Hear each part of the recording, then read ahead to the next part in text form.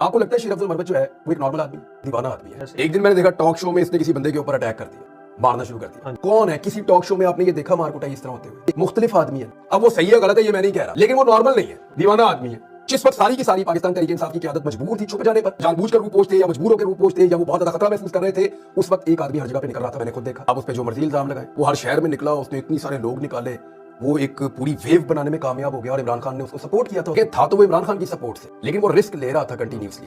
वो कराची में गया, जो हालात हुए, पंजाब में आया, पंजाब की क़यादत ने मुझे ऐसा लगा उसको घास ही नहीं डाली, लेकिन केपी में उसने एक ऐसी वेव चलाई जो वेव बाकी सूबों में ट्रांसफर हुई। इमरान खान साहब की गिरफ्तारी के बाद अगर तहरीक इंसाफ में कोई तगड़े विजुअल्स हैं तो वो शेर अफजल के हैं, और उसके बाद अली अमीन गंडापुर के वापस आने के बाद के हैं। तहरीक इंसाफ के पल्ले और कुछ नहीं है। कभी किसी से लड़ेगा, कभी किसी को उल्टी बात करेगा, कभी किसी बात का गलत जवाब दे देगा, कभी किसी बात के ऊपर किसी के गले पड़ जाएगा। आपको बर्दाश्त करना पड़ेगा। जो लड़ाई उसने लड़ी है ये नॉर्मल आदमी लड़ ही नहीं सकता, जो काम उसने किया है ये नॉर्मल आदमी कर ही नहीं सकता।